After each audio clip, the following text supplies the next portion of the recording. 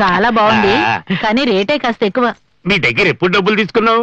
మీకు అన్ని ఫ్రీయే. అన్ని ప్యాక్ చేయవయ్యా, సార్ చెప్పారు కదా.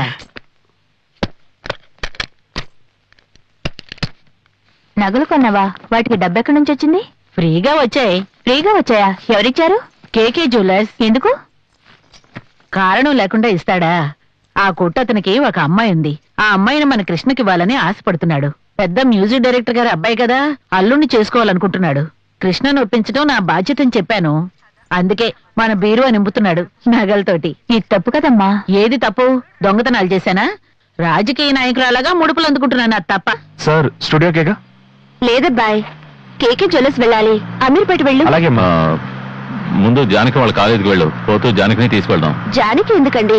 నగేగా కొనబోతున్నా, అది క్లాస్ మిస్ చేసుకోవడం ఎందుకు?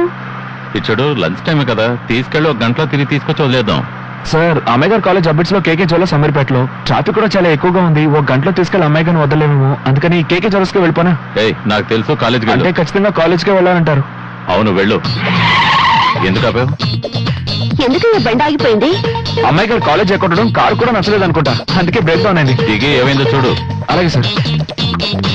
ఈ మధ్య సర్వీస్ కి ఇచ్చాం, ఇంకా 2000 కిలోమీటర్లు కూడా తిరగలేదు. సార్ ఎందుకు ఆగిపోయిందో తెలియట్లేదు, నర్సుకి ఇచ్చి మెకానిక్ ఫోన్ చేసి వస్తాను. కన్సిడర్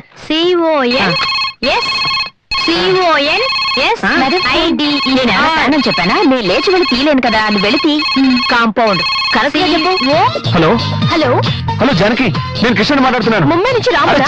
నిజమైన కృష్ణనే మాట్లాడుతున్నాను. మీ అమ్మ నాన్న నా పక్కనే ఉన్నారు. షాక్ అవ్వకు, నీకేదో నాకున్నారట. కేకే జ్యువెలర్స్ లో దాన్ని నువ్వే సెలెక్ట్ చేయాలట. నిన్ను పిలుచుకెళ్ళడానికి మేము కాలేజ్కి వస్తున్నాం. లేదు ఊలేదు, నువ్వు ఎలాగైనా కాలేజ్కి వచ్చాయి. ఇంకో 10 నిమిషాలు టైం ఉంది. ఈలోగా నేను కార్ రిపేర్ అది మేనేజ్ చేస్తాను. త్వరగా వచ్చాయి. ఓకే? ఏంటండి జానక, 2 రూపాయలా? ఇదిగో నా దగ్గర అంతే ఉంది.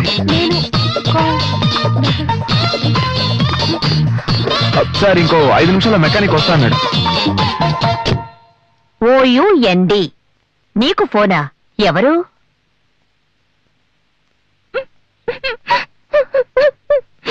ఎందుకు ఏడుస్తున్నా? బామ్మ చచ్చిపోయింది.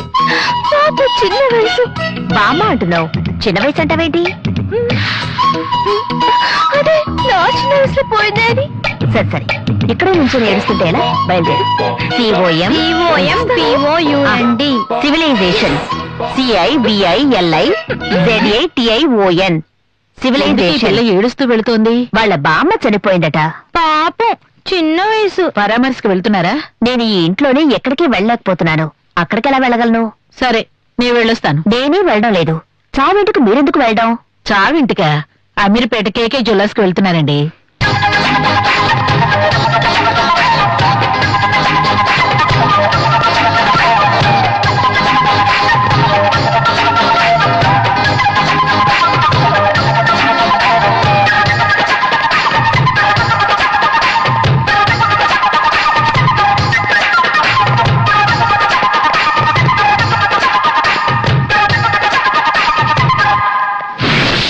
బట్టలు కొట్టంటేనే మీ అమ్మకి ఒకరోజు చాలదు, ఇది నగల కొట్టు.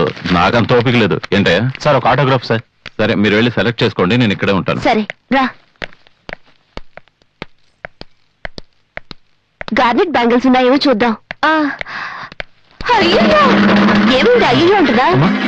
ఇదిగోండి బ్రీఫ్ కేస్, నేను కార్ పార్క్ చేసి వస్తాను. ఏం పాండు, ఆవిడ చూసి ఇదెందుకు అయ్యో అంటుంది? ఎవరిని చూసమ్మా? అదిగో ఆ బ్లూ కలర్ శారీ. నాగాలతో కేసు వీడెందుకు అయ్యో అంటున్నాడు? అవును, ఆవిడ చూసి నువ్వెందుకు భయపడుతున్నావు? ఆవిడ మా కాలేజ్ ప్రిన్సిపల్. కాలేజ్ ప్రిన్సిపల్ చూసి నువ్వెందుకు భయపడుతున్నావు? ఏదైనా తప్పు చేసావా? అవును, సడన్ గా నగలు కొనాలని సగం క్లాస్ లో పిలిస్తే బామ్మ చనిపోయిందని చెప్పి లీవ్ తీసుకున్నాను. అంతే కదా, నేను మేనేజ్ చేస్తాను కానీ ఆవిడ్ని విష్ చెయ్యి. నమస్కారం అమ్మా. అయ్యో, నన్ను చూసి మీరెందుకు అయ్యో అంటున్నారు? బామ్మ చనిపోయిందని లీవ్ అడిగిన నువ్వు నగల కొట్లో కనిపిస్తే అయ్యో అనరా? అందుకు అయ్యో అన్నారు. నేను నగలు కొని పెట్టుకోవడం నువ్వు చూసావని అయ్యో అన్నానా ఏంటి? ఎవరది? నా ఫ్రెండ్ వాళ్ళ అమ్మగారు. మీ అమ్మగారితో ఎందుకు రాలేదు? ఏంటి ఇలా అడుగుతున్నారు? బామ్మ చనిపోయిందన్నాగా. బామ్మ ఎవరు? మా అమ్మ వాళ్ళమ్మ. సో ఆవిడ ఏడుస్తోంది, అందువల్ల ఆవిడతో రాలేదు. మా ఫ్రెండ్ వాళ్ళ అమ్మతో వచ్చాను. ఇన్ఫాక్ట్ ఈవిడ కూడా నాకు అమ్మ లాంటిదే. అమ్మా అమ్మ లాంటిదన్నా? అందుకని అమ్మ లాంటిదని పిలువగా. నమస్కారం అండి. నేనే దాన్ని లీవ్ పెట్టమన్నాను. ఎందుకంటే తెలుసు, వాళ్ళ బామ్మ చనిపోయింది. ఇప్పుడే చెప్పింది. నాకు ఇప్పుడే చెప్పింది.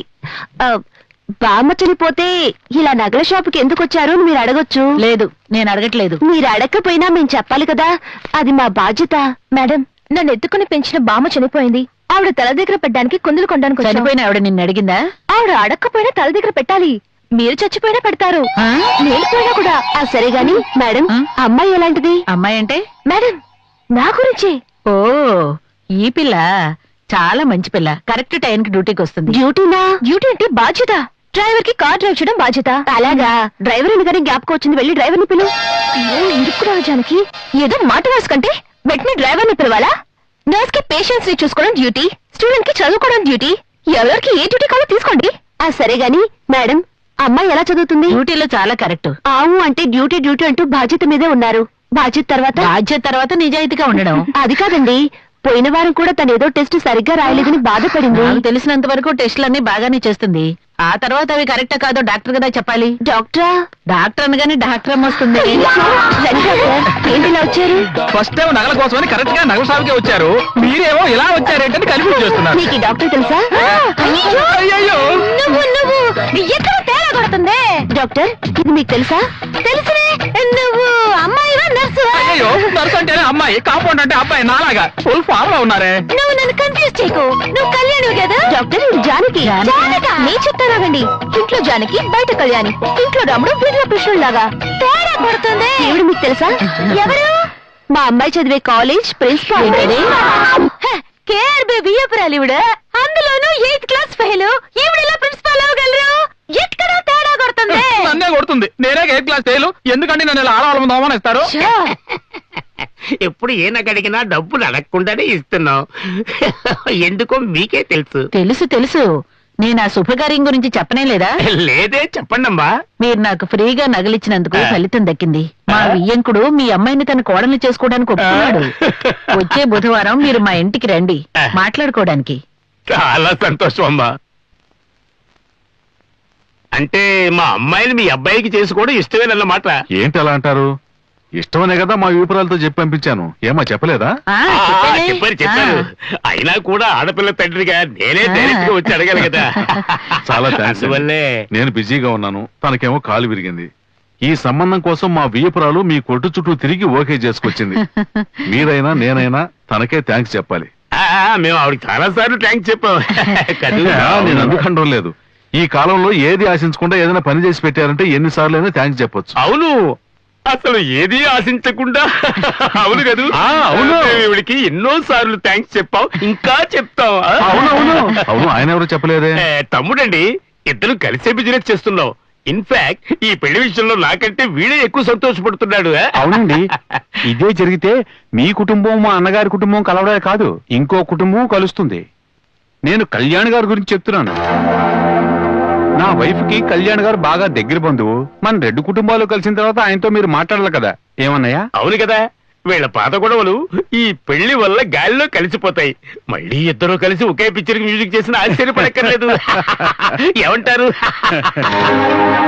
పెళ్లికి కళ్యాణ్ గారు కచేరీ పెట్టిద్దాం అనుకుంటా. కేఆర్ భరత్ గారి ఇంటి వివాహం, సిఆర్ కళ్యాణి గారి కచేరీ వినడానికి ఎంతో ఆనందంగా ఉంది కదా.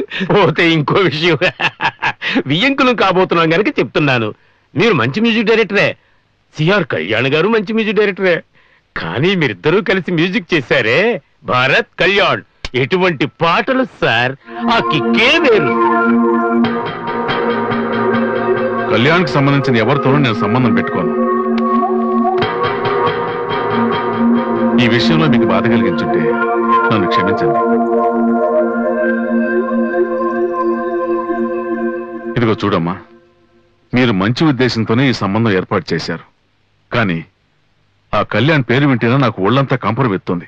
ఇంకేదైనా సంబంధం చూస్తే కళ్యాణ్కి ఆ కుటుంబానికి ఏదైనా సంబంధం ఉందేమో 1కి 4 సార్లు చెక్ చేసుకోండి.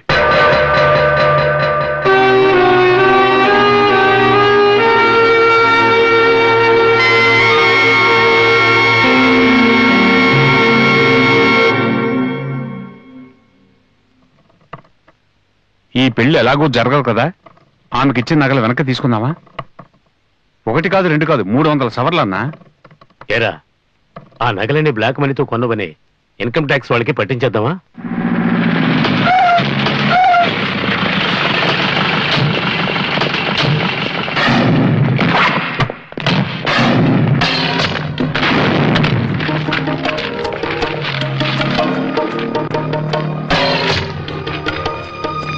Ram Kumar from income tax department, Janaki from enforcement director. Sir మీ ఇంటిని చెక్ చేయడానికి వచ్చాం, మాతో కోఆపరేట్ చేయండి. ఇఫ్ యూ డూ దట్ అంతా స్మూత్ గా జరుగుతుంది అనుకుంటున్నాను. ఓఎస్ నిరభ్యంతరంగా చెక్ చేసుకోండి. నేను సిన్సియర్గా ట్యాక్స్ కడుతున్నాను, మర్యాదగా బతుకుతున్నాను. సార్ ఈ ప్రాపర్టీ డీటెయిల్స్ కావాలి. ఏ ప్రాపర్టీ? నానక్రామ్గూడలోని ప్రాపర్టీ. ఏదైనా సరే 5 నిమిషాల్లో మా ఆడిటర్ రాజు గారు వస్తారు, ఆయన అన్ని వివరాలు మీతో చెప్తారు. మేడం, సినిమా ఇండస్ట్రీలో ఎక్కువగా ట్యాక్స్ కట్టేవాళ్ళం నేను ఒకటి తెలుసా మీకు? అందువల్ల మీరు నిజాన్ని దాచిపెట్టడం లేదని మేము అనుకోలేదు సార్. మేము మా నేను డ్యూటీ నిజాయితీ చేస్తున్నాం. గలవాడిని. తెలుసు సార్, కానీ లెక్కల్లో చూపించిన డబ్బుతో లెక్కలేనంత బంగారాన్ని నగల రూపంలో దాచారని మాకు ఇన్ఫర్మేషన్ వచ్చింది. నగల రూపంలో దాచుకున్నామా?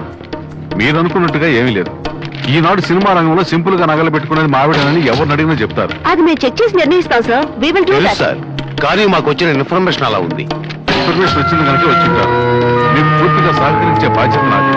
చూడండి సార్, కేకే జ్యువెల్లర్స్ వాళ్ళు ఇచ్చిన నగలు 300 సవర్లకు పైనే ఉంటాయి. పట్టుకున్నారంటే పరువే పోతుంది. అవన్నీ నా నగలంటే ఎవరు నమ్ముతారు? పాపం, పెద్ద అయిన పరువు పోతుంది. ఈ బుద్ధి నీకు ముందు ఉంటే బాగుండేది. నగలు దాచిపెట్టడానికి మార్గం చెప్పండి.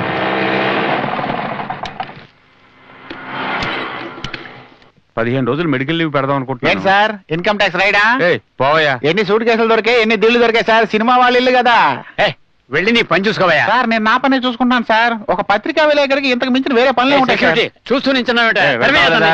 ఆఫ్టర్ ఆల్ ఒక సెక్యూరిటీ గార్డు వీడితో నన్ను బెదిరించాలని ఏయ్, చూస్తున్నారు. పోతా వాళ్ళని వెళ్తాను, ఎందుకు టెన్షన్ అవుతున్నారు? Non sense. ఇప్పుడు ఏం చేద్దామమ్మా? ఇన్కమ్ ట్యాక్స్ రైడ్ అంటే తమాషానా? చూడు ఇల్లు తలకిందులు చేస్తున్నారు. అవును, నగలన్నీ ఎక్కడ పెట్టావు? నా బీరువాలో ఉన్నాయి. దొరికిపోయా? దీని తాళం ఎక్కడుంది? బీరువా పైనుంది.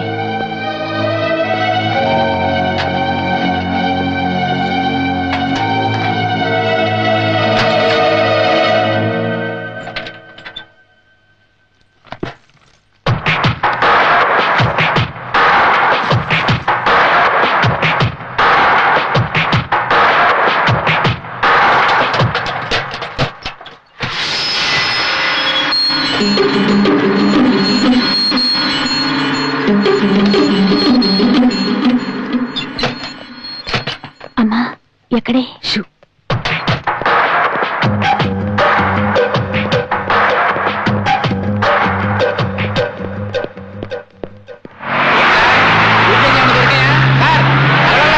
ఏం దొరకలేదా?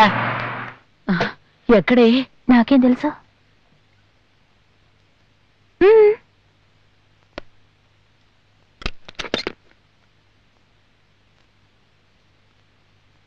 ఇవి నీ దగ్గరికి ఎలా వచ్చాయి? వీటిని నేను తీసి దాచకపోతే మీరు పోలీస్ స్టేషన్లో ఉండేవారు.